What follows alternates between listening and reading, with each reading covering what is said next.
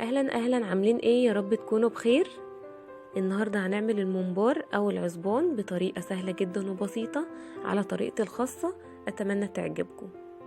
الناس بقى بتوع القرف ويع ومش عارفه ايه والكلام ده كله يبعدوا عن الفيديو ده تماما. طبعا لولا اختلاف الاذواق لبارت السلع. بجد تحفه جدا، شايفين؟ والممبار البوبس. تعالوا بقى نشوف هنعمل الكلام ده كله ازاي، من اول التنظيف لحد التسوية.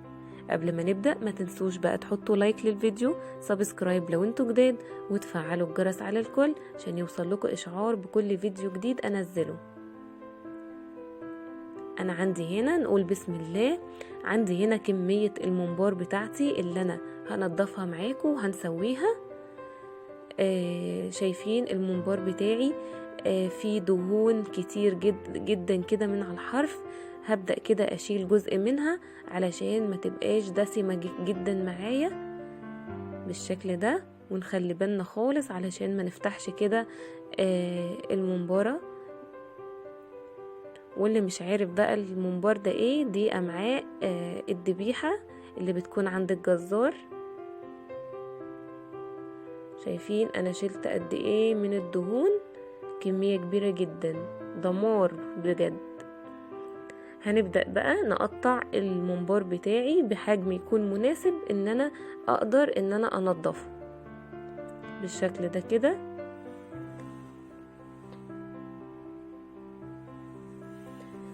هنفتح بقى الحنفية بتاعتنا والمية تكون جارية، وامسك كده طرف الممبار بتاعي واقلبه، وادخل المية من الناحية اللي انا عملتها دي علشان تقلب لي الممبار بتاعي بكل سهولة. هنقلب كل الكمية بتاعتنا بنفس الطريقة. هنمسك كده من الطرف ونقلبه ونخلي المية تكمل القلب بتاعها علشان نقدر ننضفه بطريقة سهلة جدا وبسيطة.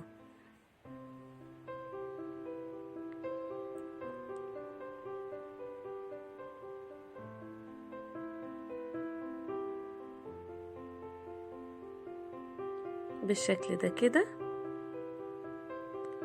نخلي المية كده تمشي كده جوه الممبارة، واحنا ايدينا برضو التانية بتدخل من الجزء التاني علشان تتقلب بكل سهولة.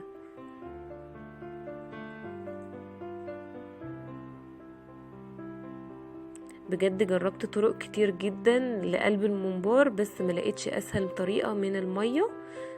سهلة جدا وبسيطة، وبتخلصي الكمية بتاعتك كلها يعني في وقت قصير جدا.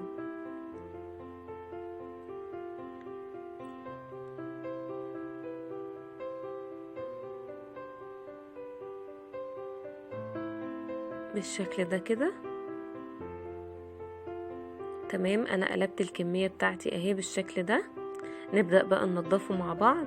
انا معايا هنا جلدة انبوبة، هدخلها كده واخليها مايلة كده بحيث ان انا اقدر ان انا ازنق عليها الممبار بتاعي، ويطلع لي كل حاجة زايدة موجودة كده على الطبقة الخارجية للممبار بالشكل ده كده.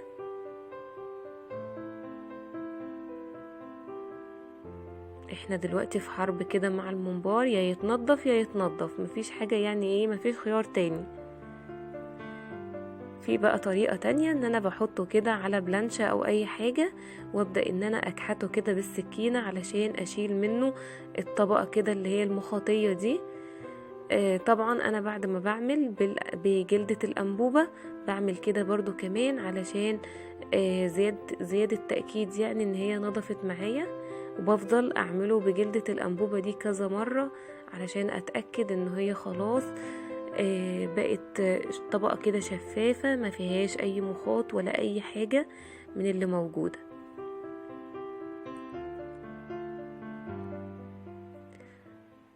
انا اصلا كل مرة احب ان انا اكل ممبار بجيبه متنضف جاهز وبعيد عليه تنظيفه، بيبقى يعني بيبقى تحفة جدا، مش محتاج اساسا تنظيف، بس بعيد عليه تنظيف.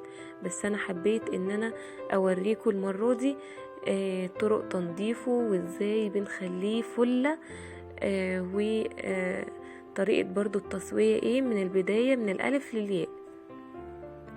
نفضل نكحته كده بحيث نطلع اي حاجة زايدة فيه بالشكل ده كده. طبعا انا بنتقم منه مش بنضفه. كده تمام. انا طلعت كل الطبقات اللي فيه، وهحطه كده عليه ملح. انا حطيت ملح خشن علشان ابدأ ان انا ادعكه كويس جدا، بحيث ان لو في اي حاجة كده فاتتني تطلع من الملح الخشن ده. شايفين بغسله اكني بغسل تيشيرت. هحط عليه حوالي كده كوباية من الخل، وبرضو نفس الكلام هدعكه، وحوالي ليمونتين كده او 3.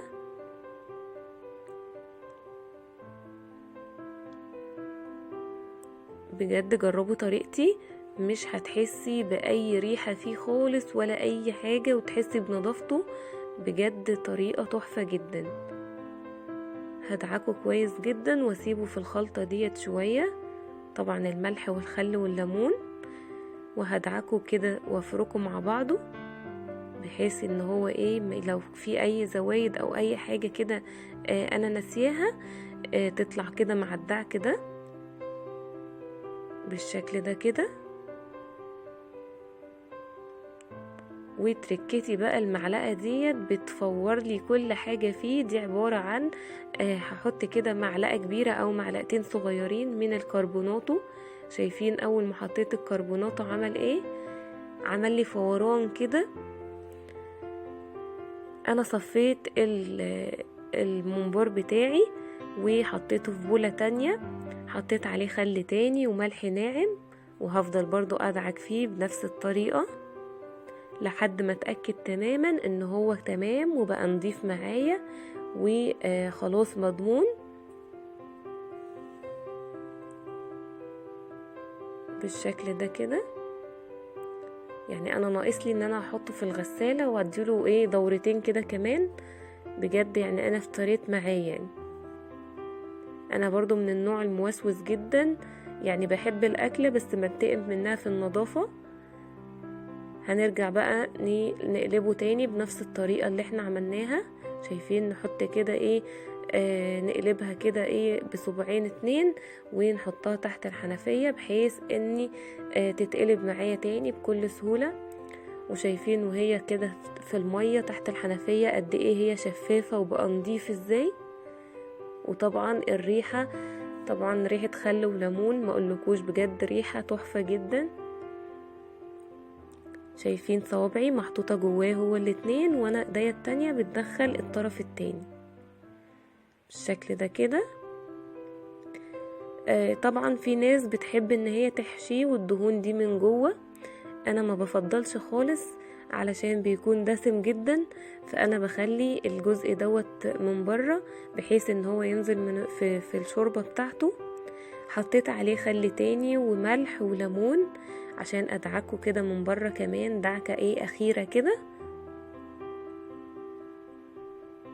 طبعا الشوربة بتاعة الممبار احنا مش بنشربها خالص، لان احنا بنكون عاملين بقى جنبها ايه يا فراخ يا لحمة وبيبقى معاها شوربة بقى، فما ما بنقرب لهوش خالص وبتتكب كده. تمام. هشطفه وهو ده كده شكله بعد ما نضفته. شايفين بجد تحفة. ابيض قد ايه شفاف وبقى نضيف جدا. طبعا هتعرفوا الفرق لو انتوا رجعتوا تاني لاول الفيديو. تعالوا بقى نشوف هنعمل ايه. عندي هنا كمية الرز اللي انا هعمل بيها وغسلها كويس جدا، ومعايا بصلة كبيرة متقطعة قطع صغيرة وفصين توم، ومعايا خضرة مشكلة عبارة عن شبت وكزبرة وبقدونس. طبعا انا عاملة كمية رز كتير علشان هعمل معاه محشي كوسة في نفس الوقت. هنزل كده بمعلقة من الملح او معلقتين على حسب الرغبة، ومعلقة من الفلفل الاسود كبيرة طبعا عشان انا عاملة كمية كبيرة.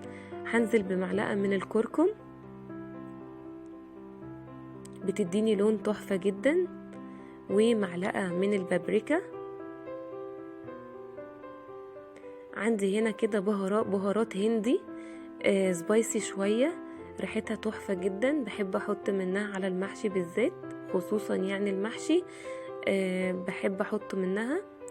هبدأ كده افركهم كده مع بعض وادعكهم بحيث ان يطلعوا العصارة بتاعتهم، وكل الحاجات دي تبقى متجانسة مع بعضها. طبعا دي طريقتي الخاصة في عمل خلطة المحشي، خصوصا يعني لكل المحاشي، يعني بدون بقى مسبك كده واضرب طماطم ووجع القلب ده. دي اسرع واسهل واحسن واطعم خلطة محشي ممكن تجربوها في حياتكم يعني. في عندي تركة كده بحب احطها لخلطة المحشي، خصوصا لما اكون بعمل ممبار، ان انا باخد حبة كده من الرز واحمرهم على البوتاجاز، اخليه كده لونه ذهبي واحطه على الخلطة دي، بيديله طعم روعة جدا. بس انا مكنتش عاملاها لان انا عاملة نوع محشي تاني زي ما قلتلكوا، فما حبيتش ان يكون الطعم واحد.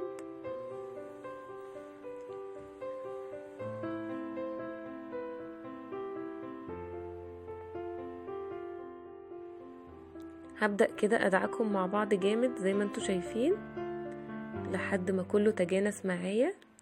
هنزل بقى وحوالي 3-4 معالق من الصلصة، على حسب بقى الدرجة اللي انتي حباها ان هو يكون احمر فيها.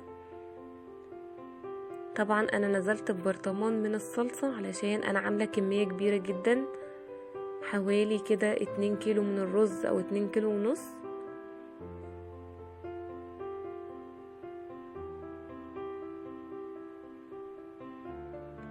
هقلبهم كويس جدا مع بعض بحيث ان كل المكونات دي تتجانس مع بعضها.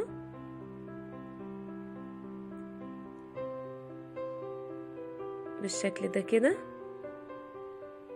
وهنزل عليهم بحوالي نص كوباية من الزيت، او لو حابة سمنة او زبدة مفيش اي مشكلة. هقلب كويس جدا.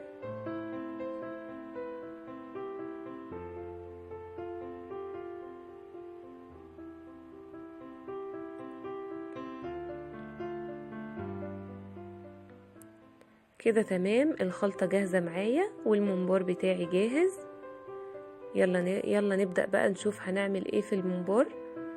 انا معايا هنا طبق فاضي، هحط فيه حوالي معلقتين او 3 أو 4 من الرز، بحيث ان انا مجيش جنب الخلطة دي كلها. وابدأ اخد الممبار بتاعي، انا مقطعاه كده كله على حسب المقاس اللي انت حابة تعمليه. انا عندي هنا واحدة كانت عايزة تتقلب، فهقلبها بحيث ان الدهون تكون من بره علشان ما يكونش دسم قوي.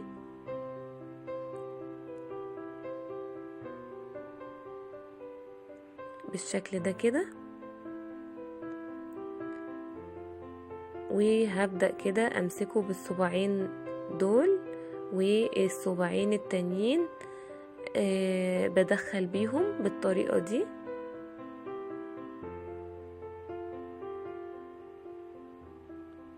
بالشكل ده كده.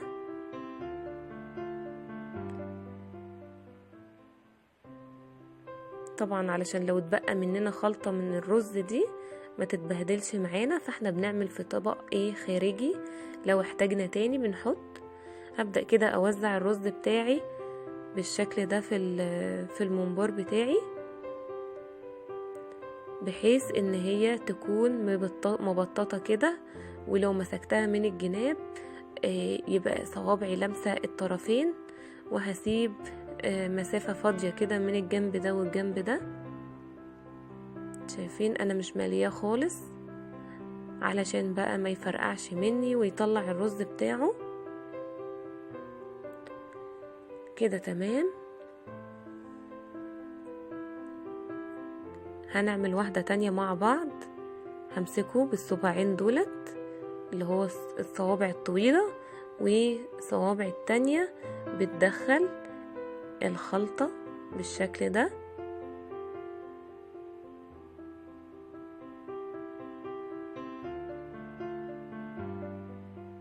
وأبدأ أوزع الرز كده في كل المكان بالشكل ده كده، وأراعي ان انا اسيب حوالي 1 سنتي كده من الجناب علشان الرز بتاعي ما يخرجش منه ومملهوش قوي.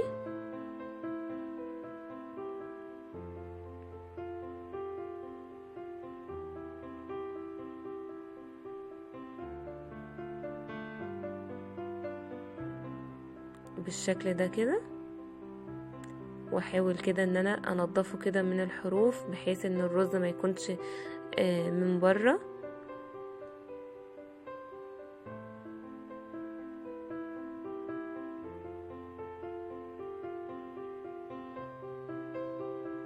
اهي شايفين مش مليانة خالص، مخليه الرز كده مبطط فيها.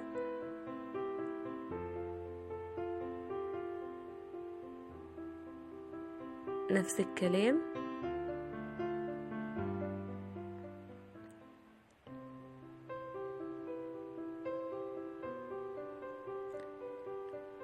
مش هنضطر بقى ان احنا نستخدم قمع ولا اي حاجة، مفيش اسهل من الطريقة دي جدا، و يعني بتنجز معاكي.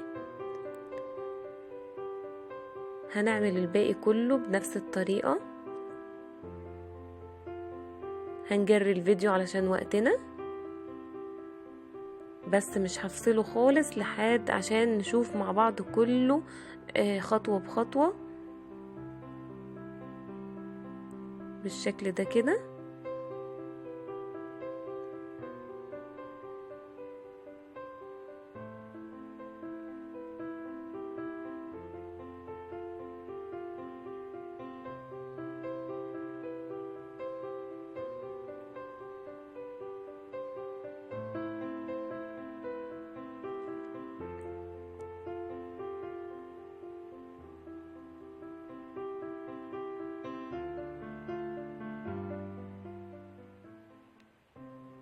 طبعا بنقطعه حسب الرغبة، لو حبة صغير حبة طويل متوسط، فده حسب الرغبة. انا بالنسبة لي المقاس ده كده مناسب جدا، والكمية بتخلص معايا ما بتاخدش وقت نهائي، هو بس كمان علشان التصوير و يعني بياخد وقت شوية عشان نظبط الصورة بالشكل ده كده، ونوزعه في باقي الممبار بالطريقة دي.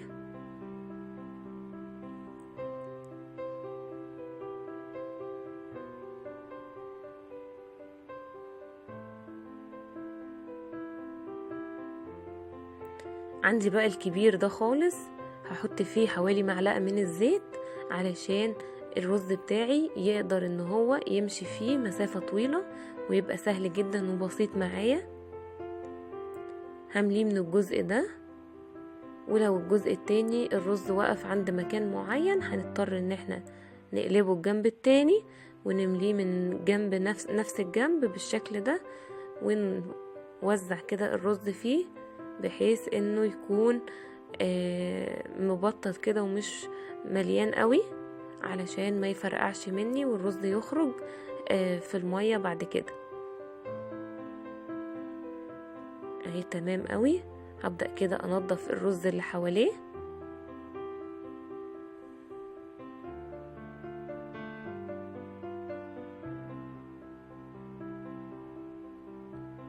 بالشكل ده كده، واوزع فيه الرز كويس جدا علشان ما يكونش فيه مكان مليان قوي ومكان لأ. هنعمل التانية بنفس الطريقة، هنحط كده معلقة من الزيت علشان الرز يكون سهل ان انا يتحرك كده جوه الممبار، وايديا بتملي بنفس الطريقة وبتوزع في باقي الاماكن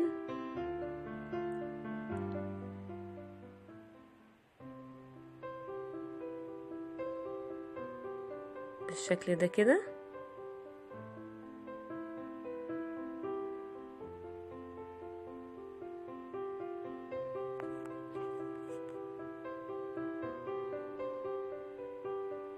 طبعا انا قلبته الجنب التاني علشان الجنب اللي فات الرز وقف عند مسافة معينة.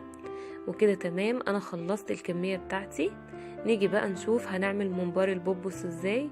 طبعا انا سبت 2 طوال جدا ما قطعتهمش.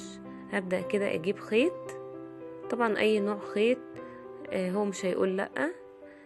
هربط كده من الطرف من فوق، واخد كده الخيط بتاعي واشوف المسافة اللي انا عايزاها والف عليها، يعني الف عليها مرة او 2 بالشكل ده كده، وامشي مسافة كمان والف على الحتة اللي انا عايزة الف فيها بنفس الطريقة، بحيث ان هو يكون معايا عامل شبه الكور كده بالطريقة دي. حلو جدا وسهل وبسيط وبتاكل كده على بق واحد.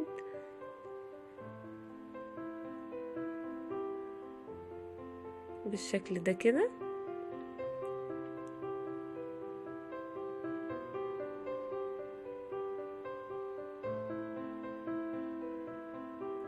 نمشي مسافة ونلف عند المسافة اللي احنا هنقف عندها، بحيث ان الكور كده تكون كلها قد بعضها مقاس واحد.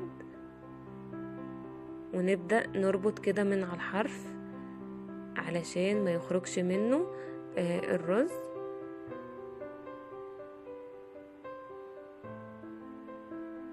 بالشكل ده كده.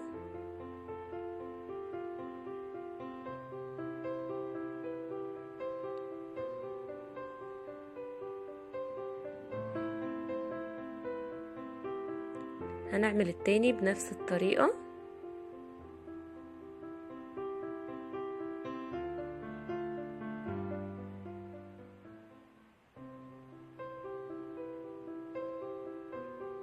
هنلف كده عند المسافة اللي احنا حابين يكون الحجم بتاعها.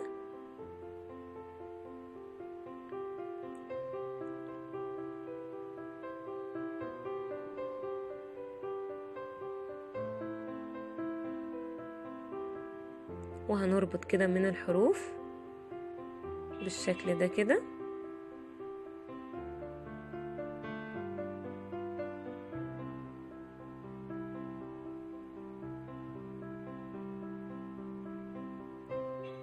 وهربطهم مع بعض علشان يتثبتوا مع بعض تماما.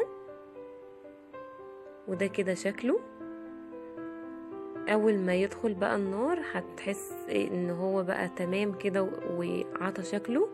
عندي هنا مية بتغلي على النار، وفيها بصلاية متقطعة نصين، وطماطمتين مقطعوهم برضو نفس الكلام، ورق لورا، حبهان، فلفل اسود، وملح بالشكل ده كده. وهنبدأ بقى ان احنا نسقط الممبار بتاعي. لازم المية تكون بتغلي علشان اول ما انزل بالممبار يقفل كده من الحروف على الرز، ومفيش اي حباية من الرز تخرج منه.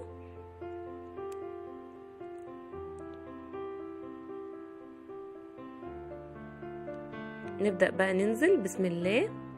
اول ما انزل بالممبار بتاعي هتبص تلاقيه قفل كده من الحروف على الرز، ومفيش ولا حباية رز خرجت بره. يبقى لازم المية بتاعتنا تكون بتغلي، علشان لو هي ما بتغليش وباردة لسه او دافية الممبار بتاعي الرز اللي فيه هيخرج خالص منه، وممكن يفرقع او يكش على الرز، فهيبقى باظ مننا خالص ومش هينفع بعد كده الحاجة. هننزل كده واحدة واحدة بالشكل ده كده. شايفين اول ما بنزله يعني بيقفش كده على الرز ومفيش ولا واحدة بتخرج بالشكل ده كده. هننزل كل الكمية بتاعتنا والممبار بقى البوبوس شايفين اول ما نزلته عمل ازاي، اخد الشكل الايه الكور دي، تحفة جدا. والمية لسه سخنة معانا وبتغلي اهي، هنقلبهم. شايفين شكله تحفة جدا، روعة.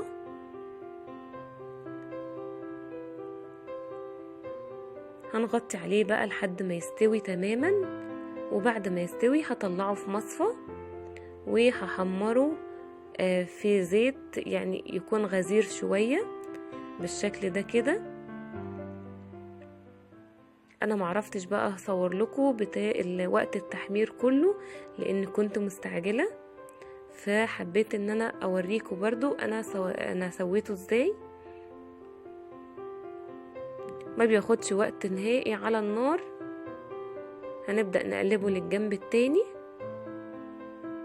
ونطلعه بقى على مناديل مطبخ علشان يصفي كده كل الدهون اللي فيه، ونديله بقى رشة من الملح والفلفل الاسود بتدي طعم حلو جدا، ونقدمه مع بعض بالشكل ده.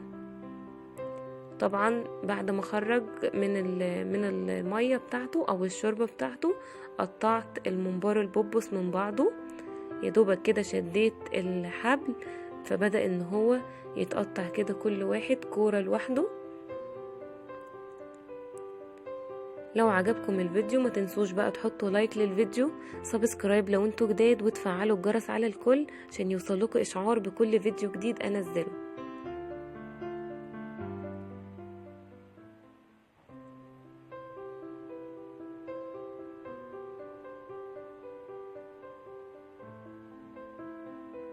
شايفين تحفة جدا والتسوية روعة بجد، يستاهل يعني بقكم، تحفة جدا. ما تنسوش بقى اللايك للفيديو. بشكركم على حسن استماعكم ومع السلامة.